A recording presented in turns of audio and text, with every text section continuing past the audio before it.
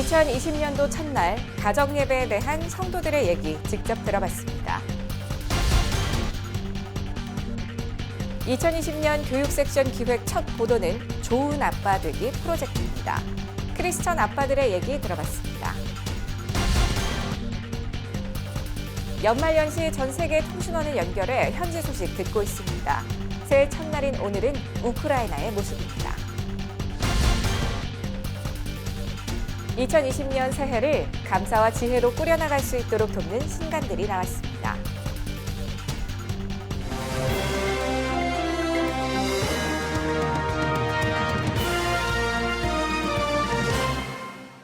안녕하십니까. CJN투데이는 목회와 신학, 선교, 가정과 교육, 문화, 무슬림 영역의 심층 소식들을 요일별 섹션 뉴스로 전해드리고 있습니다.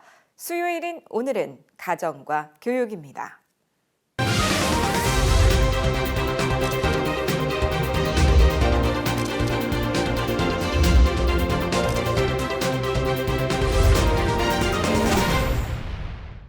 (2020년) 새해 아침이 밝았습니다. 성도들은 가정예배에 대한 소망함과 기대함에 각오를 다집니다. 가족을 사랑하는 마음이 담긴 희망차고 진심 어린 기도 제목들 김현정 기자가 직접 들어봤습니다. 지난해 가정예배를 처음으로 시작했다는 한 성도는 기쁨과 감사를 고백합니다. 이를 통해 경험한 행복은 2020년 새해에 하나님 안의 더 긴밀한 연합을 꿈꾸게 합니다.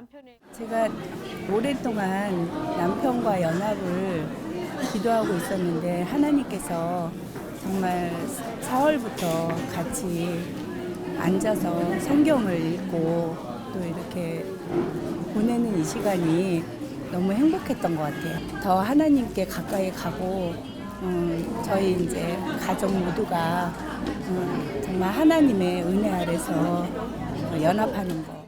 가정예배의 필요성을 알고 소망함도 있었지만 어색해서 바빠서 실천하지 못했던 지난 한 해. 올 한 해는 열심히 한번 드려보고 싶어집니다. 가정예배를 드리고 싶은 마음은 항상 있는데 그걸 실천하지 못했어요. 근데 그렇게 좀 하고 싶습니다. 감사함으로 정말 항상 기뻐하라, 쉬지 말고 기도하라, 범사에 감사하라가 저희의 좌우명이에요. 그래서 올해는 정말 그렇게 그런 한 해가 됐으면.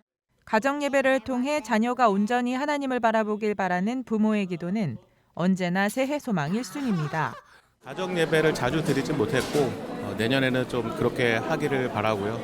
또 두 자녀가 있는데 자녀들이 하나님 앞에 더 나아가기를. 내년에는 저희 가정이 하나님의 그 말씀의 약속에 따라서 그 믿음에 순종하고 반응하는 그런 가정이 되기를 원합니다. 가정예배에서 보고는 있는데 아직 아이들이 없고 저는 조금 아직은 좀 어색한 그런 게 있어가지고 우리 가정에 우리 아이들이 아직 하나님을 믿지 않는 애들이 몇이 있어요.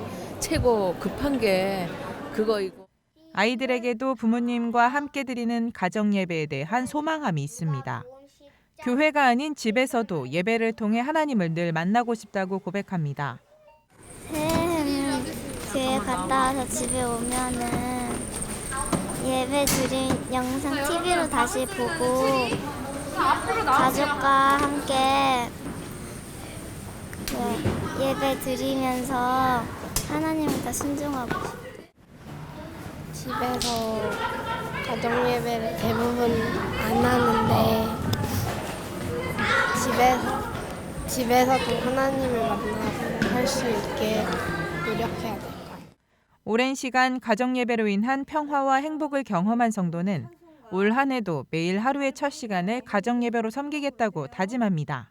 말씀 듣고 말씀 들은 다음에 이제 찬양할 때부터 보고 그다음에 생명의 상까지 보고 그다음에 이제 운동하러 가죠. 아침 일과가 새벽에는 꼭 해요.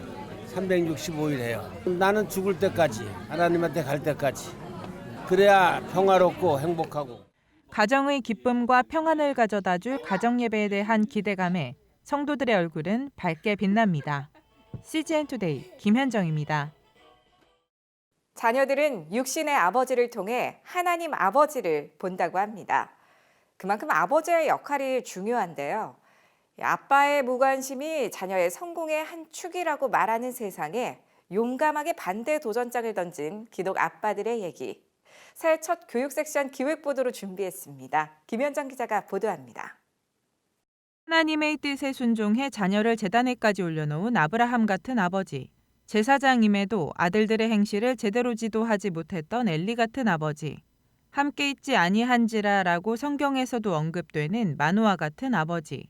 하나님이 맡겨주신 자녀를 위해 어떤 아버지가 돼야 할 것인가? 아버지들은 고민이 많습니다. 성공 지상주의가 지배하는 현 교육 시스템에서 하나님의 가치를 가르쳐야 하는 기독 아빠들은 더욱 그러합니다. 특히 아내와의 교육관이 많이 부딪히더라고요. 그렇다고 해서 아내랑 무조건 싸워서 해결할 것도 아닌 것 같고, 그렇다고 아빠만의 생각으로 가르치기에는 또 아빠로서도 허점이 너무 많은 거예요. 무뚝뚝하고 뭐 그런 아빠였던 것 같아요. 저는 나름 뭐 문제 없는 아빠라고 생각했는데, 아버지로서 그 아이들한테 어떻게 더 다가가야 되고 아이들의 어떤 부분을 좀 더 생각하고 신경 써줘야 돼. 이렇게 고민 많은 아빠들이 모여 수다를 시작했습니다. 2년 전부터 시작된 데디스토크 팟캐스트 방송 현장입니다. 기독교육에 관심이 많은 아빠들이 모여 4년 전 시작된 작은 사적 모임이 교육감 선거, 사교육, 시험의 의미 등 의미 있는 주제들을 다루며 성장해왔습니다. 자녀가 성공하려면 가장 핵심적으로 중요한 게 3가지인데, 할아버지의 재력, 엄마의 정보력, 아빠의 무관심. 이 농담부터 깨트려야 한다. 이 농담이 가장 잘못된 비성경적인 농담이다. 이 농담을 깨트리자. 아빠가 무관심하면 안 된다고 이야기하자. 청지기로서 교육의 영역에서도 하나님이 주인이심을 고백하고 자녀 교육의 목적이 성공이나 좋은 대학에 입학하는 것이 아닌 하나님과 이웃을 사랑하는 사람이 되도록 길러내는 것에 있음을 결단하는 데디스 교육선언문도 발표했습니다. 아빠들은 불안 심리를 이용한 선행 사교육에 끌려다니지 않을 것과 특정 직업이 아닌 은사와 재능을 찾아내는 소명 교육에 집중하겠다는 내용에도 뜻을 함께 했습니다. 아브라함은 하나님을 사랑하고 하나님의 뜻을 따라서 자녀를 양육했고, 하나님을 사랑하고 하나님의 말씀을 자녀에게 잘 가르치는 일에 엘리는 실패한 거죠. 아브라함의 아버지됨을 따라갈 것인가, 엘리의 아버지됨을 따라갈 것인가 하는 기로에 아빠들도 있다고 생각하고, 그래서 아빠들을 신앙적으로 좋은 신앙교육을 할 수 있는 아빠들로 이렇게 세워가는 일은 굉장히 중요한 일 같아요.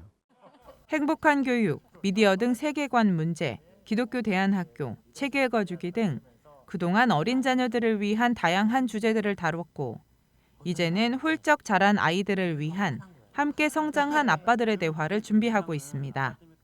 아빠들은 자녀들의 교육에 관심을 갖고 관계를 쌓아가는 이 시간이야말로 후회 없을 가장 가치 있는 일이라고 입을 모읍니다.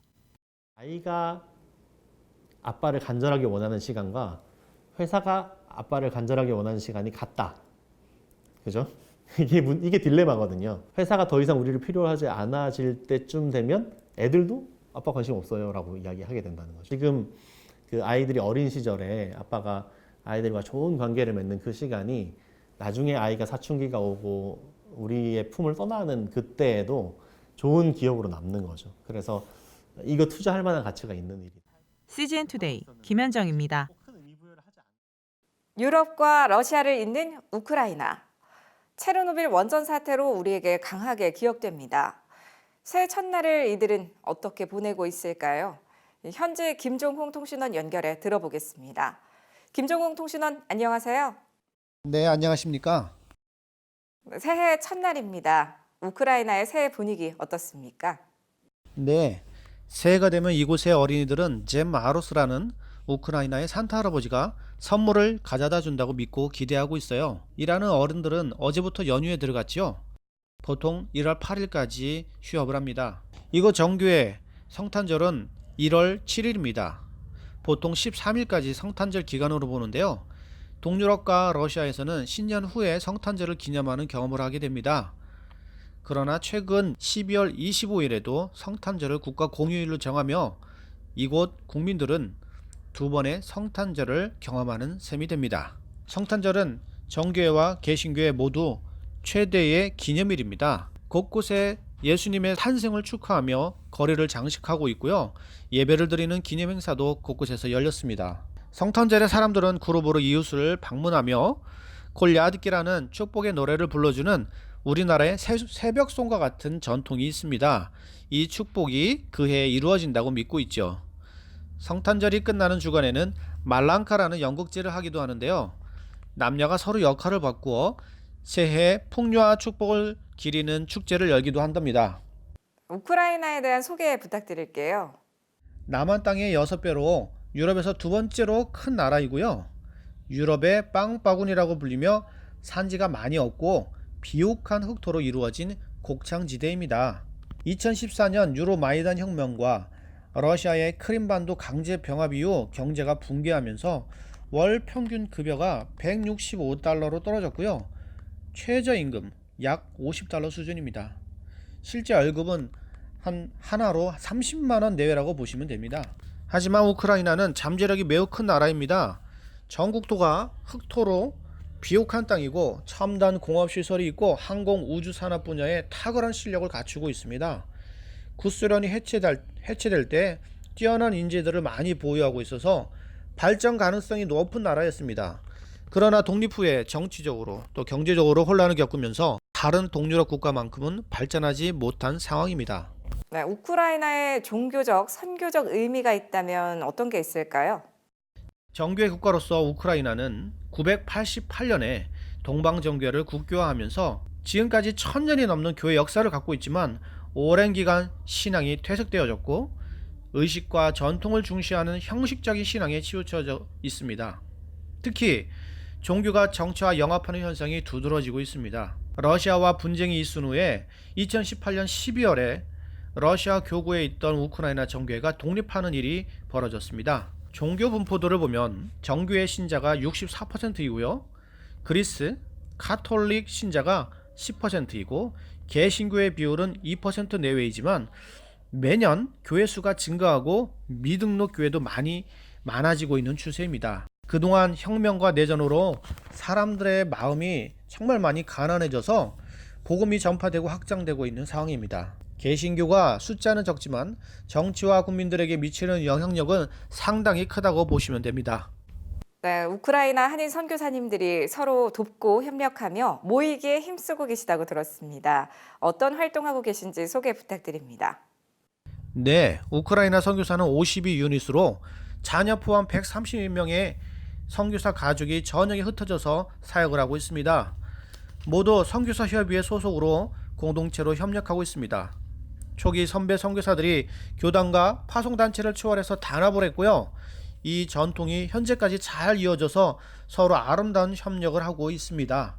어느 선교사가 어려움을 당했다든지 혹은 좋은 일이 있으면 함께 모여서 위로하고 함께 축하해 줍니다. 작년에는 한 선교사님의 선교센터에 불이 나서 완전히 전소되는 어려움이 있었을 때 회원 모두가 온몸으로 도왔고요. 필요한 물건을 구해주기도 했습니다. 그리고 남쪽 지역에서 사역을 하던 남상목 선교사님이 불의의 사고로 순교하는 일이 있었는데요. 그분의 장례 예배에 모든 선교사가 모여 애도하고 힘을 모아 기념비를 세우는 일을 하기도 했습니다. 작년 12월 초에 협의회 주최로 나의 사랑 우크라이나라는 주제로 컨퍼런스를 했는데요. 대사님과 종교 전문가, 기독 변호인, 현지 교회 전문 연구인 등 많은 분들을 초청을 해서 3일간 은혜의 시간을 보내기도 했습니다. 또한 정기적으로 목회자 성경연구원 성경 세미나에도 40명 이상이 모여 공부를 하고 있고요. 성경 통독 모임과 지역별 기도회 모임, 운동 동호회 모임 등 크고 작은 모임에 회원이 자별적으로 모여 마음을 나누고 있습니다. 매년 여름이면 200에서 300명 규모의 현지인과 선교사 연합 집회가 중부와 남부 지방에서 열리고 있는데요. 벌써 15년 이상 지속적으로 연합해서 아름다운 연합을 이루어가고 있는 것을 봅니다. 우크라이나를 방문하는 많은 분들이 이곳의 선교사들은 연합된 아름다운 공동체라는 말을 자주 하곤 합니다. 우리 선교사들도 이런 관계를 자랑스럽게 여기고 있죠. 이번 회기의 협의회 임원들은 특별히 외진 곳에서 사역하는 분들을 신방하고 위로하는 일을 계획해서 일부 실행을 했고 올해까지 마칠 예정입니다. 네, 2020년 새해가 밝았는데요. 우크라이나를 위한 기도 제목 부탁드릴게요. 네, 6가지 기도 제목이 있습니다. 첫 번째, 우크라이나를 붙드시고 이 땅의 교회와 민족을 새롭게 해 주십시오. 두 번째, 오직 주님의 인도하심과 은혜를 구하는 민족이 되게 해 주십시오. 세 번째, 지도자들이 부패에서 벗어나게 해 주시고 믿음으로 국가의 미래를 개척하게 해 주십시오. 네 번째, 우크라이나가 유럽과 러시아를 잇는 복음의 피스메이커 역할을 하게 해 주십시오. 다섯 번째, 교회가 성장해서 유라시아와 중동 지역에 복음을 전하는 선교의 국가가 되게 해 주십시오. 여섯 번째, 선교사들이 성령으로 충만하여 참된 복음을 전하는 일꾼이 되게 해 주십시오. 우크라이나를 위해 이렇게 기도해 주시기를 부탁드립니다.